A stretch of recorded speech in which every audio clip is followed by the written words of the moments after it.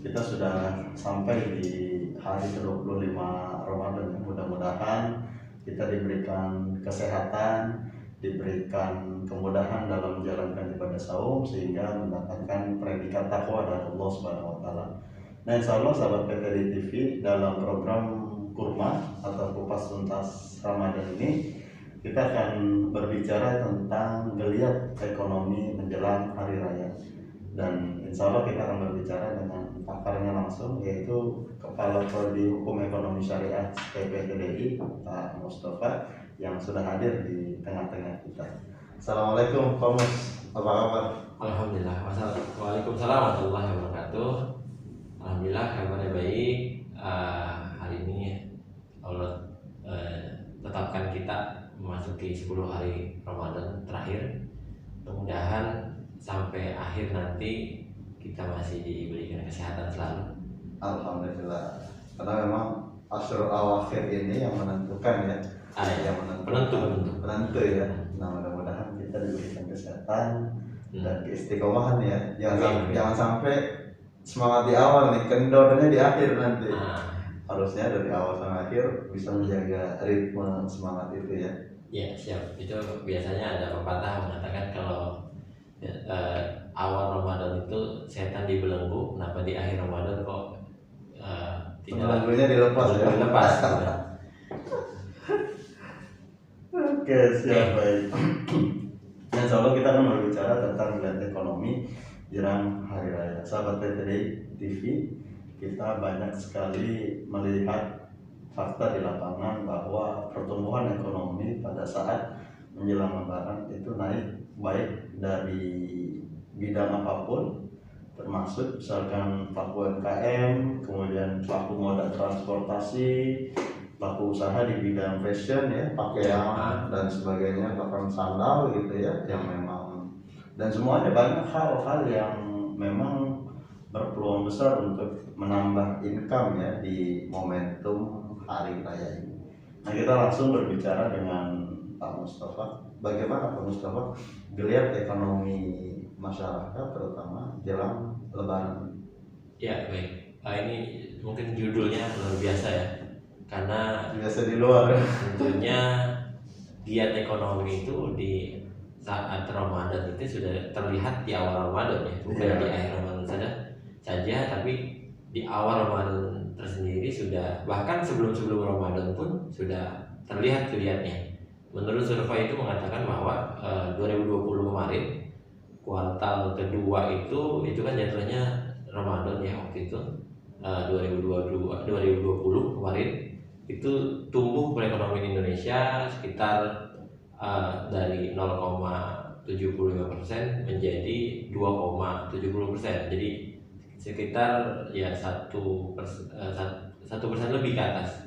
Jadi kan menyatakan bahwa geliat ekonomi saat Ramadan ini cukup signifikan naiknya, dan itu membantu pemerintah, karena apalagi saat corona dan covid seperti ini ya, pemerintah menyatakan kemarin, Menteri Keuangan itu menyatakan bahwa geliat untuk masyarakat untuk membeli barang itu di awal tahun 2021 ini itu menurun drastis. Jadi orang-orang menahan untuk membeli suatu barang atau memberikan perekonomiannya tidak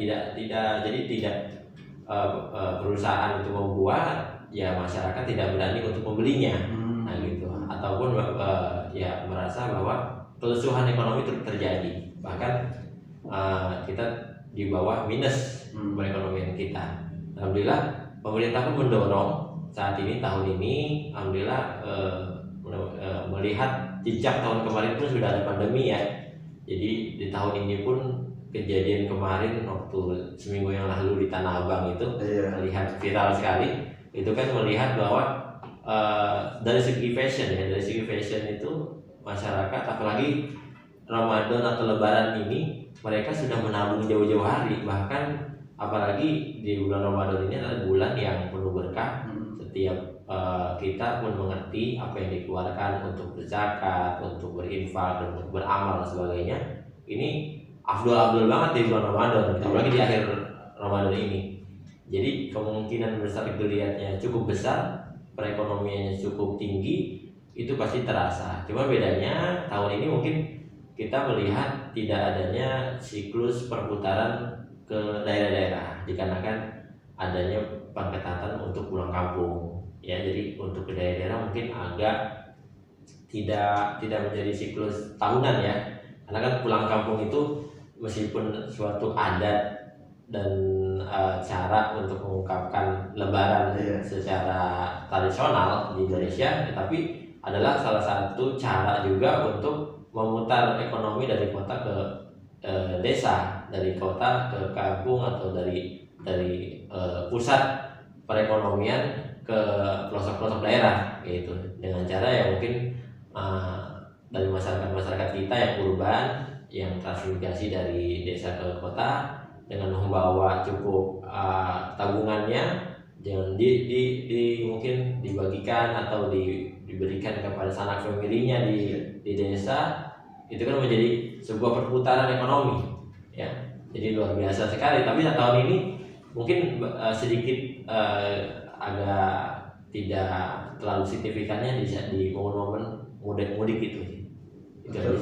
Artinya memang meningkat daya beli masyarakat ya, terutama sangat meningkat, terutama di bulan suci Ramadan. Ya, mungkin saat Ramadan, kemudian saat Ramadan dan pasca Ramadan mungkin ya ada tren daya beli yang meningkat.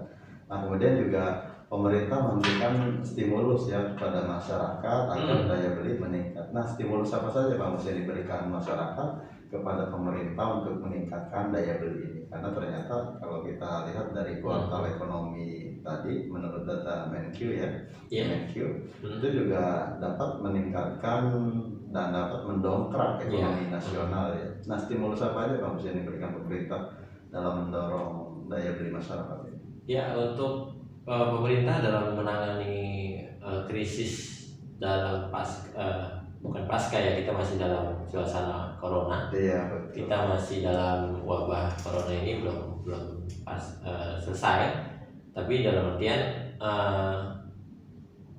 untuk tahun 2021 ini pemerintah seperti tahun 2020 yang mungkin bedanya saat ini kan bansos itu sudah tunai ya, jadi daya beli masyarakat ya mau nggak mau ditukarkan menjadi barang ya. Jadi kenapa nggak ada di 2020 aja kemarin ya kan?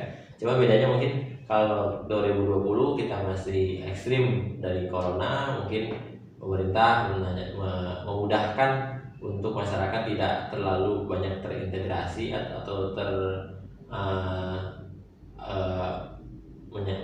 membeli suatu barang berlebihan, karena nantinya ada sebuah kontak yang lebih mudah ya, berkontak langsung. Nah, tahun ini dengan adanya bantuan sosial langsung tunai, baik itu kalau di Jakarta sendiri kan ada baik itu pemerintah pusat maupun pemerintah daerah juga melakukan bantuan tunai, BST bantuan tunai, dan juga ada bantuan untuk UMKM, dan juga ada bantuan juga kalau untuk yang pemuda-pemudanya ataupun yang mereka yang belum bekerja, kan ada prakerja masih berjalan saat ini.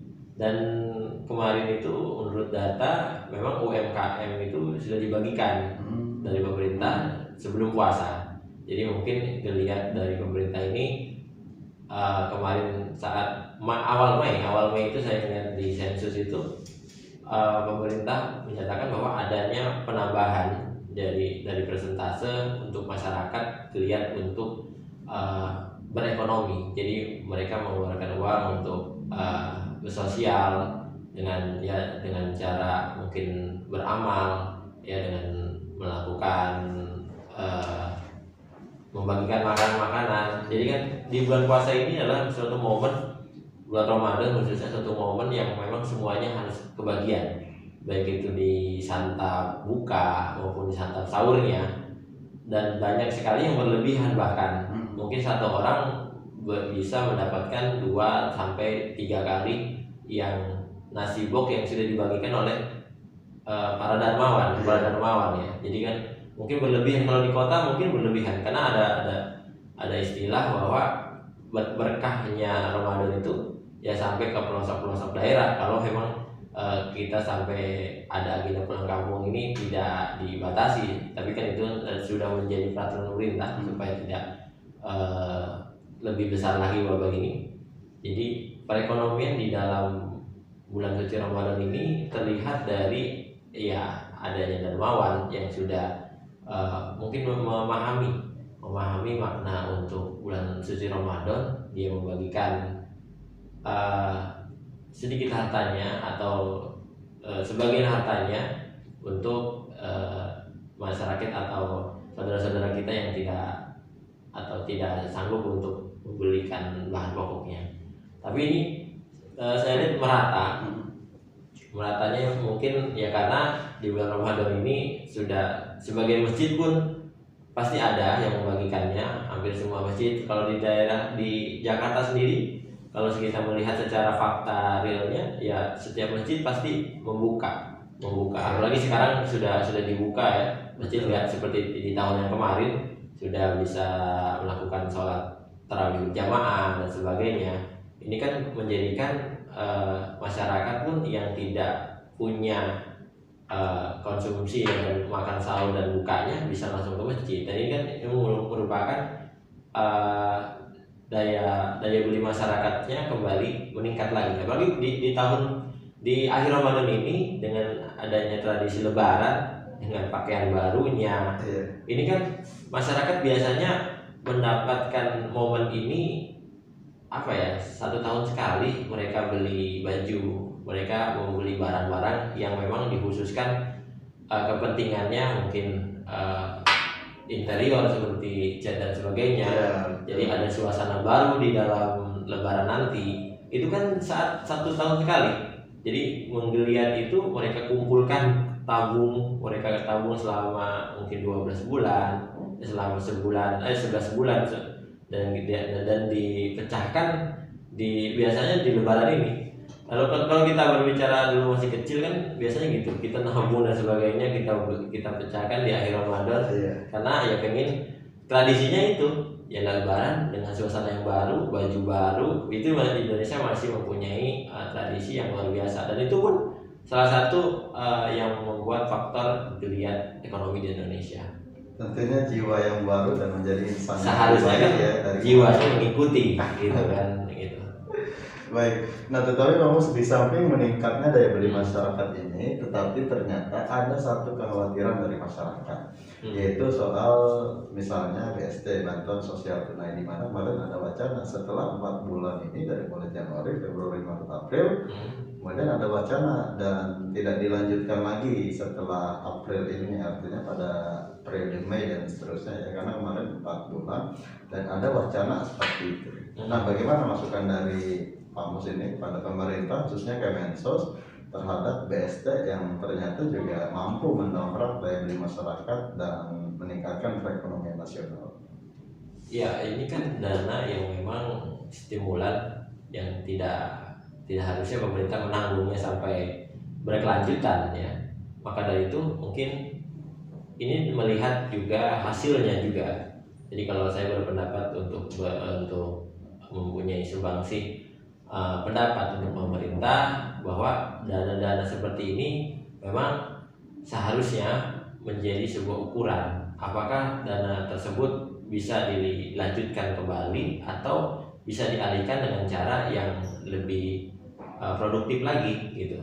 Jadi tidak mungkin pemerintah juga tidak pasti tidak secepat tidak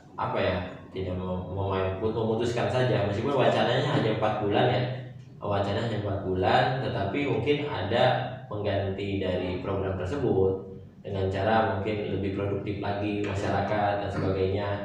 Karena stimulan ini kalau kita lihat di bulan April kemarin kan berita sudah menayangkan bahwa utang Indonesia ini sudah bertambah lebih besar gitu kan. Jadi ini sebuah ukuran untuk pemerintah memang tidak sebatas untuk memberikan tunai saja, tapi memberikan pemahaman untuk masyarakat lebih mandiri lagi.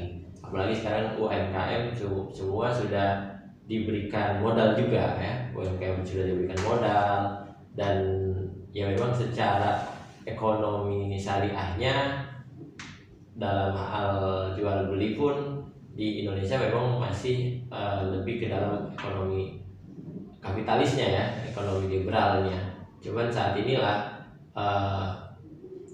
yuk kita membuka mata untuk lebih bagaimana sih kita mensiasati ekonomi syariah atau ekonomi Islam ini dicoba atau dikelola juga di saat pandemi saat ini, supaya wacana-wacana yang pemerintah jelaskan ke masyarakat pun bisa menjadi solusi, yaitu ekonomi syariah ini. Apalagi dengan BSI-nya ya, dengan memerger 3 bank sekaligus ini kan merupakan bank yang terbesar karena sudah memerger 3 bank. Kalau dihitung dari beberapa bank syariah se Asia Tenggara, bahkan BSI merupakan bank syariah yang luar biasa, menjadi bank syariah yang terbesar gitu. Nah, maka dari itu mungkin solusi dari untuk perekonomian ke depan ini mungkin ada kesulitan dari pemerintah sendiri dengan menambahnya utang kemarin di bulan April pun. Tetapi ya gitu, geliat Ramadan ini setidaknya membuat pertumbuhan ekonomi menjadi naik. Ya, mungkin yang sebelumnya 0,75 menjadi 1 atau 2, itu kan menjadi digit yang sangat luar biasa. Bahkan terakhir itu kita masih di akhir 2020 itu kita perekonomian Indonesia dikoreksi menjadi minus ya, minus itu. Jadi kan memang di negara-negara lain pun seperti itu, cuman lebih kepada kita kan mempunyai sebuah sumber daya alam yang sangat banyak dan juga sangat melimpah ya, beraneka ragam. Jadi kan mungkin pengelolaannya saja yang masih di dalam taraf yang harus kita penuhi untuk kembalinya Indonesia di dalam keluarnya dari krisis COVID ini. Betul, artinya nanti akan ada kajian dan kebijakan lebih lanjut ya, dari pasti pemerintah terhadap program ini ya. Dan tentu pasti kebijakan dan kajian pemerintah akan memberikan kemaslahatan kepada rakyat ya. Seperti dalam usul fikih dinyatakan tasarruful imam manutun bil maslahat, bahwa kebijakan seorang pemimpin harus didasarkan kepada kemaslahatan untuk rakyatnya ya, atau kebaikan yang secara lebih luas. Nah Pak Mus, satu lagi terkait dengan geliat ekonomi ini juga tidak menutup kemungkinan terjadinya kerumunan ataupun mobilitas yang tinggi di tempat-tempat perekonomian ya. Bagaimana himbauan dari Pak Mus ini agar masyarakat tetap patuh terhadap prokes sehingga tidak menimbulkan klaster dan bengkak gitu ya? Gimana? Ya, antara ekonomi dan kesehatan ini kan salah satu, apalagi di masa pandemi ini, sangat berlatar belakang yang berbeda ya. Luar biasa, pemerintah memang lebih kepada menjaga perekonomian ya. Kalau kita dari awal lockdown saja kan, saat itu mungkin perekonomiannya pun bisa jadi ya itu tidak ada geliat lagi karena lockdown ya. Dan di tahun kemarin seharusnya memang kalau pemerintah menyarankan untuk lebih kepada bidang kesehatan, itu kan kunci utamanya lockdown, karena tidak mau untuk dalam artian menularkan sebanyak mungkin atau seluas-luasnya virus yang katanya lebih cepat penularannya ini. Oleh karena itu di dalam bidang kesehatan ya kuncinya utama lockdown. Tetapi dalam bidang ekonomi, lockdown ini sangat luar biasa terpukul, apalagi para pemangku ekonomi, para mereka-mereka yang bergerak di dalam perekonomian, baik itu produsen maupun pengusaha ya, khususnya apalagi dari sektor ekonomi kreatif, dari sektor pariwisata dan sebagainya, itu sangat-sangat terpukul kalau diadakannya lockdown waktu itu. Alhamdulillah saat ini geliat ekonomi tahun 2021 ini, meskipun ya mungkin tidak adanya lockdown ya, 2021 ini bahkan kemarin di pasar Tanah Abang sangat luar biasa, viral sekali, sampai-sampai di sore harinya pun Pak Gubernur datang untuk memantau langsung dan bahwa membuat kebijakan bahwa nantinya tidak ada lagi perlintasan kereta api di sana gitu kan di jam-jam sore, dan ada lagi kebijakan dari pemerintah untuk mengetatkan sentral-sentral pembelanjaan supaya tidak terjadi lagi seperti itu. Nah itu kan sebuah kebijakan dari pemerintah untuk dimana tidak diketatkan, jadi tidak diketatkan tapi menyatakan bahwa protokol kesehatan penting gitu. Jadi pemerintah tidak mau untuk ekonomi ini sangat-sangat turun drastis, tetapi juga tidak mau kecolongan juga dalam arti seperti India dan sebagainya ya, yang sangat luar biasa meledakan angka dari COVID ini sangat luar biasa tinggi ya dari hal sebelumnya. Mudah-mudahan Indonesia lebih berarti pemerintah ini menjadikan sebuah dua bidang ini supaya menyatu gitu. Kalau di dalam geliat saat ini Ramadan ini ya kita ya lagi-lagi itu semuanya hanya kepada Allah lah kita berlindung ya, hanya kepada Allah kita berlindung, hanya kepada Allah kita juga berharap dengan adanya mungkin doa bersama, dan di bulan Ramadan yang mulia ini kita minta untuk lebih dijauhkan lagi pada wabah, tetapi ya tetap lagi-lagi ya perekonomian itu lagi-lagi tidak jauh beda gitu. Kalau memang kitanya di kebijakan pemerintah diterapkan lockdown atau diterapkan untuk diam di rumah saja, tidak leluasa untuk kemana-mana, lagi-lagi ya perekonomian kita akan lesu gitu. Giatnya pun akan menjadi, meskipun adat-adat kita yang tadi menyatakan akan lebaran dengan baju baru, dengan hal-hal yang baru, dengan suasana baru, dengan pemudiknya, itu bisa jadi ya tidak seperti itu gitu kan. Terlihat dari 2020 kemarin itu ya kelihatannya meskipun menaikkan perekonomian, tetapi kelihatannya terasa kecil. Mudah-mudahan di tahun ini dengan adanya protokol kesehatan ya kita semua sih menyatakan berharap lah supaya tidak menjadi kenaikan yang signifikan. Jadi dari segi ekonomi kita terus berjalan, tidak ada hal-hal lagi yang menyatakan bahwa disekat dan sebagainya, sampai dengan mungkin dari segi transportasi kita alami saat ini. Kalau saya melihat dengan adanya pembatasan mudik ini kita melihat memang penurunan, tetapi orang ya kita kan masyarakat Indonesia sudah luar biasa mengetahui kondisi ya, dilarang sebelum tanggal 6 ya pastinya setelah tanggal 6 sampai tanggal 17 ya, sebelum tanggal 6 itu sudah ada yang mudik, sudah stop duluan ya. Jadi lebih kepada ya mereka PO bus itu pasti sudah mendapatkan pendapatan lebih dulu, meskipun pasti ada penurunan yang karena ya adanya keterbatasan, tidak lagi banyak seperti tahun-tahun yang bebas sebelum corona ini. Iya, betul. Gitu. Artinya memang kebijakan ekonomi dan kebijakan kesehatan ini harus berjalan secara simultan ya. Dan tentu juga jangan ada disparitas gitu antara kebijakan ekonomi kesehatan dengan kebijakan sosial keagamaan ya. Oke, Bang Mus, kita sudah cukup luas mengupas tentang bulan Ramadan dan tidak terasa kita sampai di ujung acara, tetapi sebelum itu boleh menyampaikan closing statement kepada sahabat PTD TV terkait geliat ekonomi jelang Lebaran ini. Ya, geliat ekonomi jelang Lebaran ini sangat harus dimanfaatkan oleh umat Muslim khususnya, karena kan kita yang pelaksana ya.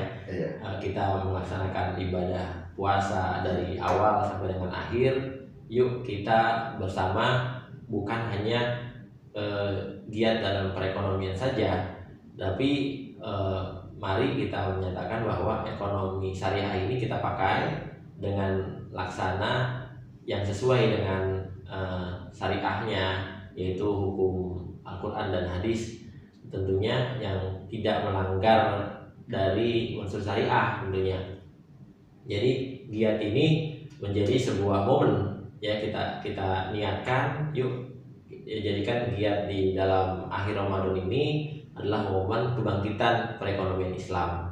Khususnya di masa pandemi ini saya merasa hanya ekonomi syariah saja yang menjadi solusi utama. Karena ya kita lihat giat ekonomi di dalam Ramadan itu bukan hanya orang membeli sesuatu buat dia, tetapi orang membeli sesuatu buat orang lain dengan cara ya berkolaborasi, bersinergi dengan beberapa organisasi atau pemerintahan langsung ya, membantu yang lemah. Itu kan solusi-solusi dari ekonomi syariah ya, menyatakan harta itu tidak hanya untuk orang-orang yang mampu atau kaya saja, tetapi harta itu harus berputar ke setiap muslim, setiap masyarakat.